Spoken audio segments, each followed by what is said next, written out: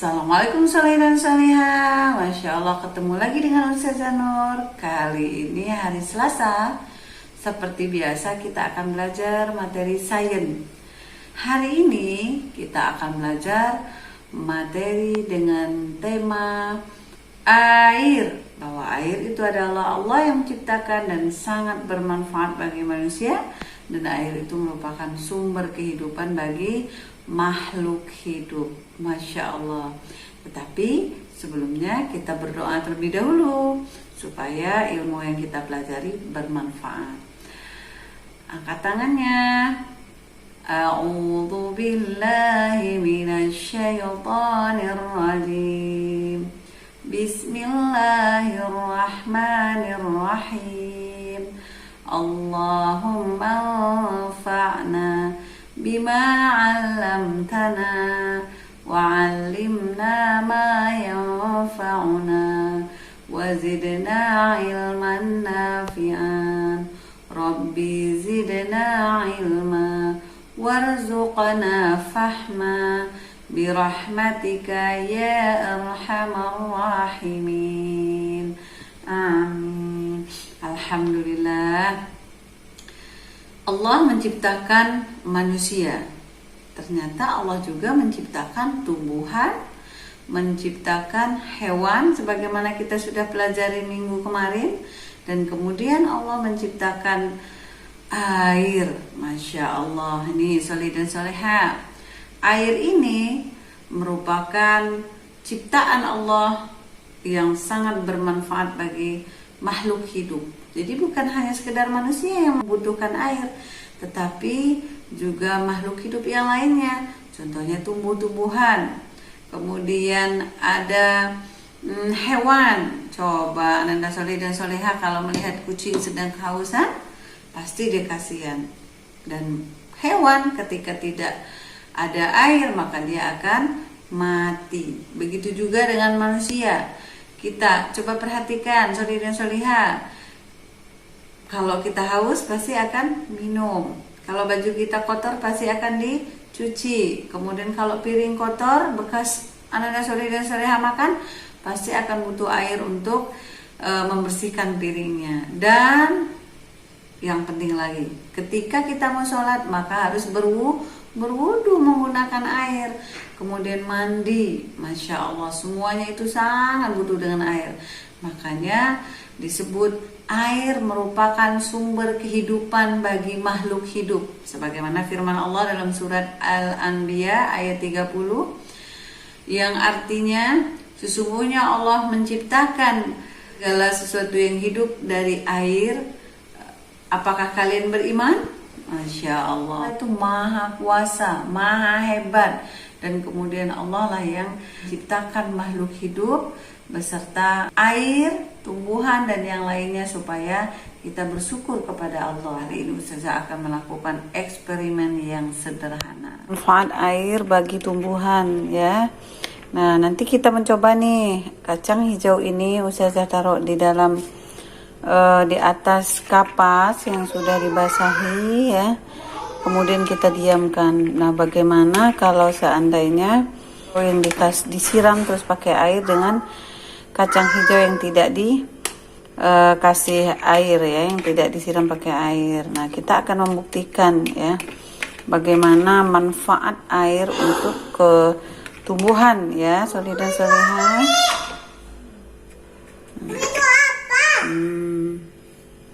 Hari ini Ustazah akan melihat hasil eksperimen Ustazah yang Ustazah buat waktu hari Sabtu, Minggu, Senin. Berarti sudah 3 hari. Nah, ini hasilnya.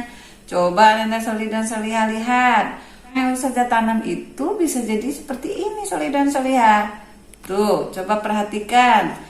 Ada daunnya. Tuh, ada pohonnya, ada akarnya. Nih. Allah menciptakan tumbuhan ini dengan sangat luar biasa hebat. Karena kenapa? Dengan adanya kacang hijau yang Ustazah tanam pada hari Sabtu, ternyata Allah tumbuhkan menjadi tumbuhan seperti ini. nanti dia akan mempunyai daun dan dia akan berbuah. Tetapi coba soleh dan solihah, kalau seandainya ustazah tidak siram, maka dia tidak akan tumbuh. Ini membuktikan bahwa air itu sangat bermanfaat dan kemudian menjadi sumber kehidupan bagi tumbuhan. Tanpa air, maka tumbuhan akan mati. Masya Allah. Nanti solih dan solihah melakukan percobaan sederhana ya bersama bundanya supaya bisa mengamati bagaimana kalau tumbuhan itu sangat membutuhkan air. Coba perhatikan hasil eksperimen ustazah. Luar biasa bukan?